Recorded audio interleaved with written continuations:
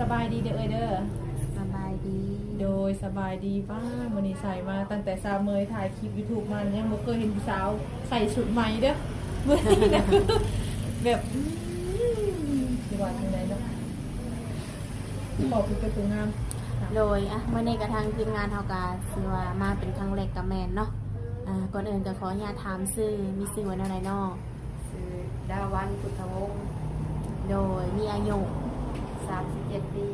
37 ปีบอกเลยว่าคือยังคุยจบผู้งามอยู่เนาะอายุ37 ปีเคยมีครอบครัวบ่แม่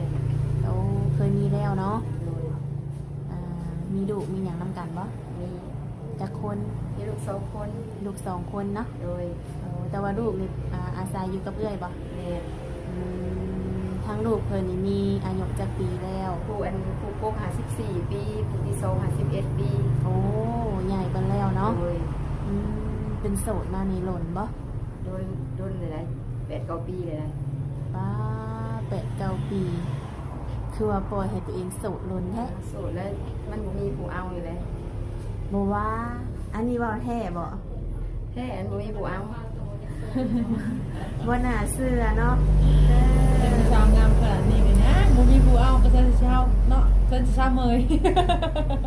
โดยก็คือโสดมา1 กับ 8-9 ปีแล้วเนาะก็คือในมื้อนี้คิดว่าแนวไหนออกมาเปิดใจนี้พร้อมสร้างครอบครัวได้บ่พร้อมเลยเนาะและอันต้องเลยจำกัดอยู่บ่ว่าต้องเป็นผู้บ่าวทั้งหลายแบบหมักคนที่บ่จำกัดอายุนะโดยเรื่องอายุอีหยังเพิ่นนี่บ่จำกัดบ่หา60เดี๋ยวนี้ก็ได้บ่ได้โดยคันว่าเพิ่นแบบเคยมีอดีตก็บ่เป็นหยังบ่บ่เป็นหยังก็ถือว่าบ่ได้มีปัญหาหยังเนาะโดยมีสเปคตายตัวบ่มักคนแบบว่าที่อยากมาสร้างมาซาเลยอยากได้คนแบบว่าที่มีอายุหรือว่าคนลาวอยู่ในต่างประเทศอยากได้แบบนี้ฮะโดยมีอายุ50ขึ้นประมาณ50-60โดยเอาได้เนาะเอาได้อันนี้ก็คือแบบหมักคนพาหาพาสร้างเนาะโดยและคันว่ามีสามีนี่นะนั่นแหละให้สามีมาอยู่นำบ่โดยมาอยู่นำเนาะเพราะว่าเฮือนก็มีแล้วเด้เฮือนก็แล้วโดยคือแบบไปอยู่น้ำเพิ่นบ่ได้บ่ไปบ่ได้แล้วโอ้ยผู้อยู่นำลูกโดยถ้าว่ามีสามีใหม่ก็มีแต่ว่าให้เพิ่นมาอยู่นำอย่างเดียวเนาะแบบเที่ยวไปเที่ยวมาแบบนี้บ่ได้บ่ได้อยู่เนาะได้บางทีเพิ่นอาจจะมีธุรกิจอีหยังเพิ่นมีทางไกลเนาะอาจจะปะทิดบ่ได้แต่มาหาสู่กันได้เนาะโดยอันนี้ก็คือครั้งแรกพอออกมาเปิดใจครั้งที่2เพราะว่าเคยเปิดใจแล้ว2 เสมอแล้วโดยเคยเปิดใจแล้วเนาะโดยรุ่นและ2 ปีเลยเป็นแต่2 ปีก็ถือว่ารุ่นเติบเนาะโดยเปิดใจตอนนั้นเป็นจังได๋มีคนคบหาอยู่บ่ซะก็มีอยู่แต่ส่วนหลายสิมีแต่คนไทยแล้วก็บ่สู่โลกบ่สู่หยังเป็นแนวใดบ่มักบ่ได้คนแบบคนไทยเป็นจังได๋บ่ตรงสเปคแต่มันมีแต่ผู้น้อยมาแล้วบ่มักคนที่มีอายุบ่ว่าเขาบ่ไว้วังสานำเฮาดอกเขายังหนุ่มยังน้อยก็เลยบริสุทธิ์ใจกับมีหลายคนอยู่ค่ะเข้ามาก็เลยบริสุทธิ์ใจโดยแบบบ่ได้คุยน้ำเพิ่นเลยบ่คุยอยู่แต่ก็เว้ากันได้นึงเขาก็เว้าไปแบบเว้าในสไตล์ของวัยรุ่นเนาะอายุจักปีวัยรุ่นประมาณ20 ปลายปี25 ปี22 ปีว่ารุ่นน้องหลายโพดแต่ว่ามันมีแต่20 ปลายปีแต่บ่อยากลงโดย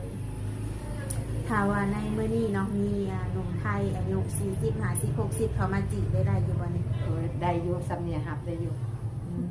แต่ว่าน้อยนี่บ่ได้น้อยแล้วบ่มักเพราะว่าเฮาก็ต้องการแบบว่าอยากสร้างอยากซาอยาก ที่ได้ครอบครัวที่อบอุ่นเนาะแม่สิว่ามาลงมายังว่าออกไปสื่อแล้วบ่ก็เลยบ่อยากลง โดยแล้วบ่มักผู้ชายแบบไรซะส่วนที่บ่มักนิสัยใจคอเพิ่นนี่นะ ก็ลงไปก็แบบมีอายุเขาก็สิเว้าเขาก็สิเข้าใจเนาะแบบเขาก็มีอายุเขาก็มีอายุแต่เขาผัดน้อยและเขาผัดอายุซ้ำนี่เลยก็มันก็ลงกันบ่เข้าใจกันนะ โดย แต่เบิ่งก็คือสิไปกันบ่ได้แล้วก็บ่สร้างอยากล้มนะ เลิกแล้วคิดว่าน่าจะบ่รอดเนาะ โดย น่าจะเราน่าจะคุยเล่น โดย ๆแต่ว่าคือทางเอื้อยนี่วางสร้างครอบครัวแท้เนาะ โดย โอ้คือหลักๆแล้วก็ต้องการคนมีอายุ โดย เรื่องหน้าตาเพิ่นได้สวัสดี ก็สำธรรมดาเขานี่แล้วก็บ่ได้ อยากให้ได้งามก็บ่งามแล้วเนาะเฮาก็เฒ่าเลย โดยพอเขาวัดเขาว่าได้บ่ เขาเข้าวัดเข้าว่าได้กันได้แล้วเข้าใจกันก็โอเคเลยเนาะ โดยหมักคนอ้วนคนผอมบัดนี้ ก็สิลงสิเลือกบ่ได้ที่น้องกันบ่เห็นก็สิลงกันไปเนาะมันก็สิเลือกบ่ได้แน่เดี๋ยวนี้ โดยแล้วแต่เนาะ แล้วแต่เนาะแล้วแต่วาสนาพาไปซะ โดยหมักอยู่บ่อันผู้บ่าวสูบยากินเหล้ากินเบียร์นี่นะ ก็กินได้ดอกก็แต่ว่ากินเป็นแบบว่า เป็นงานอันสังคมบ่ก็ธรรมดามันก็เป็นสังคมของคนเฮาเนาะสิว่าให้มักกินคู่มื้อเว้นก็กินยอมคือกันเด้อเอาบ่ได้ โดยยอมเนาะตัวนี้เนาะอืมกินเป็นบางครั้งบางคราวเนาะ โดย ในกรณีที่ว่าผู้บ่าวนี่อยากมาเยี่ยมมายามนี่ซะ กลับมาได้ โดยมาได้เนาะ โดย มาเบิ่งความเป็นจริงเนาะมาเบิ่งตัวจริงกันว่าซั่นซะเนาะหักกันได้ มา บ่ เบิ่งเนาะคันว่าหักว่ามักก็มาเบิ่งมาหอดงานจังซั่นก็มาได้ โดยคือบ่มีหยังปิดบังเพิ่นอยู่แล้วเนาะ บ่เพราะว่าเฮือนเฮาก็อยู่3แม่ลูกอยู่แล้ว อืม คันว่าหักว่ามักแล้วมาเบิ่งได้ โดย คือต้องบอกลวงหน้าเนาะในการที่มาเนาะ โดย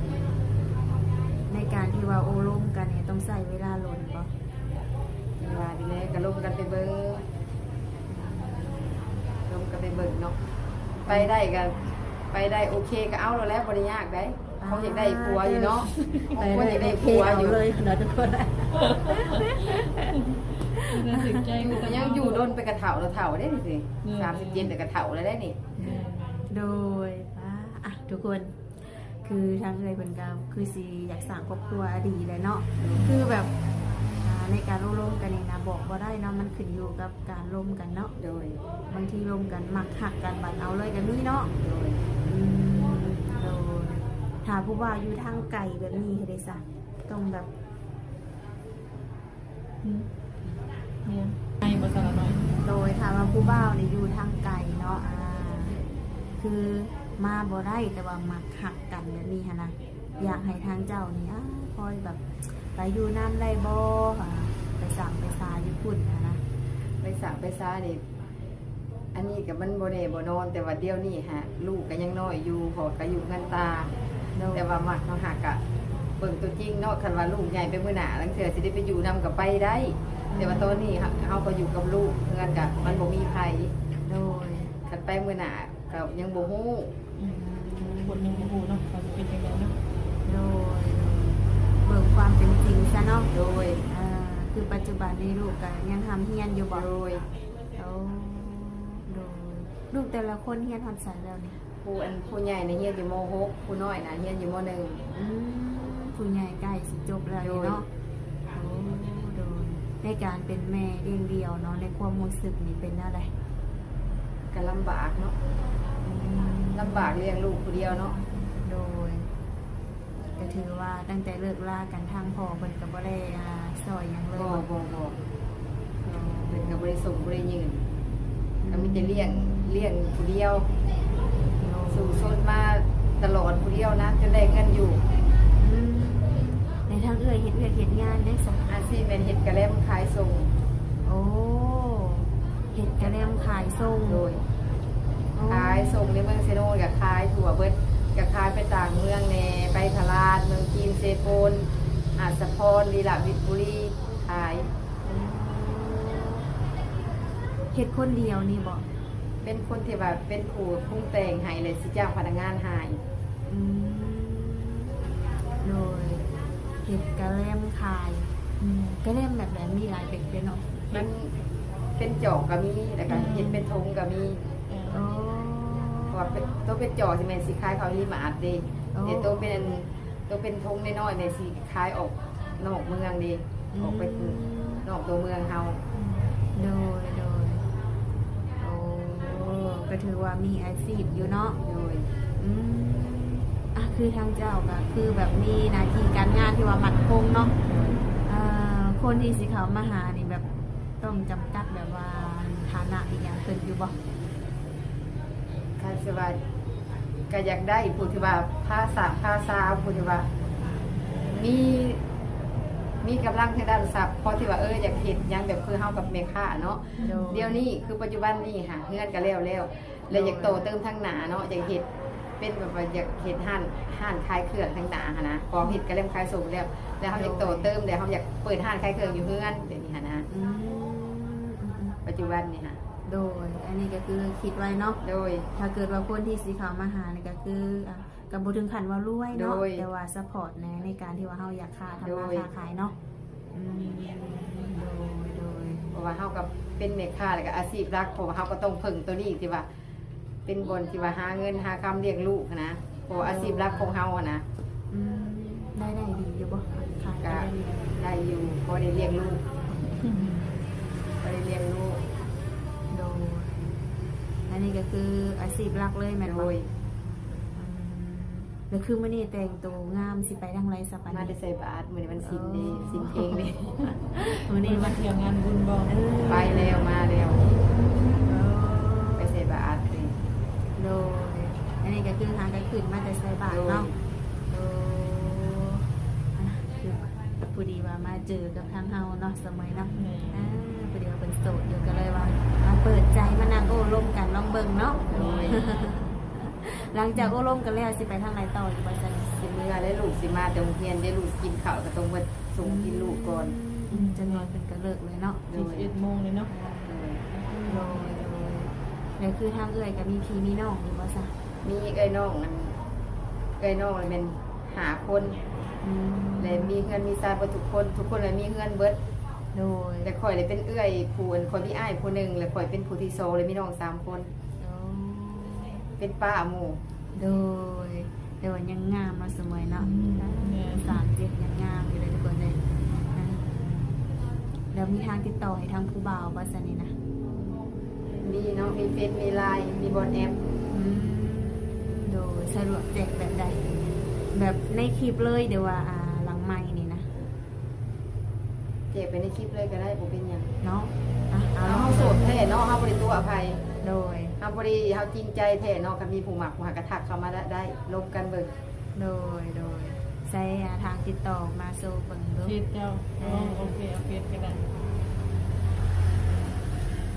คือโสด100%เนาะบ่ได้ผิดหวังหยังเนาะ สนใจมาเบิ่งกันเบิ่งซานก็ได้ โอ้คุณแม่ สนใจได้ มาหากันเล่นซอยเนาะเนาะนี่สบายเนาะสัญญาณบ่ดีเลยดีเดี๋ยวนี้โอ้ยทางว่าก็ยากสัญญาณเนาะสรุปเป็นกินใจหายเลย เป็นเนาะใส่เอาเป็นชื่อ เข้าไป มันมินตาพุทธวงศ์ตัวลาว พูดเข้าไปอีก เนาะยันเพิ่นอยากเห็นในรูปโปรไฟล์เป็นแบบใดภาษาลาวบอก โดย คือสิหาหยังเป็นเนาะสมมุติเนาะ มีคุณพี่ก็เข้าแบบนี้คุณพี่ สัญญาณ ได้บ่ ได้ด้วยกันยังบ้าง โอเคนั่นแหละ จะหาเบิ่งใกล้ๆก่อน คือข่อยอย่ามาใกล้เด้อสับข่อยมันก้มเชียมันสิชัน ลายแบบนี้นะ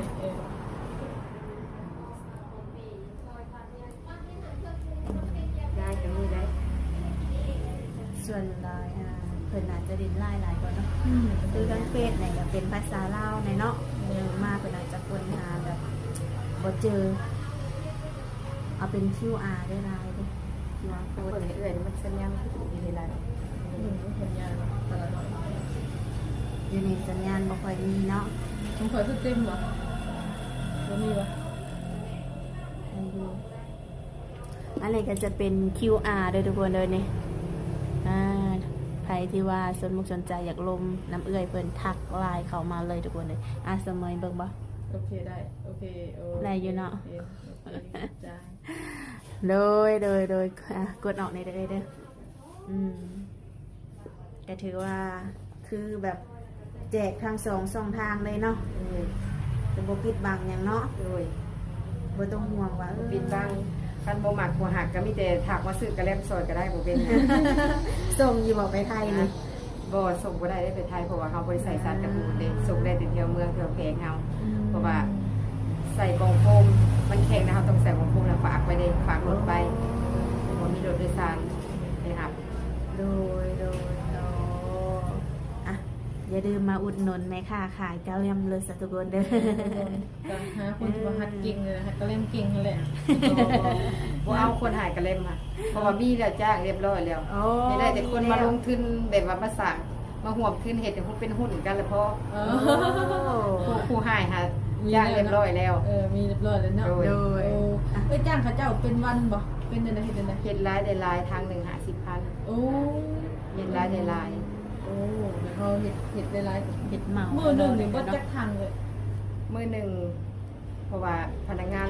8 คนหรือว่า10 คนบางคนก็สิได้ผู้หนึ่ง4ทั้ง5ทั้ง7ทั้งก็มี2คนน่ะนะ โอ้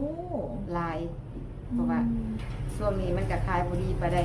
ก็ได้ขายอยู่แต่ว่าช่วงร้อนนี่ขายดีจนว่าเฮ็ดแต่4 โมงเช้าจน11 โมงจะได้พักผ่อนพนักงานก็เป็นเมืองเงิน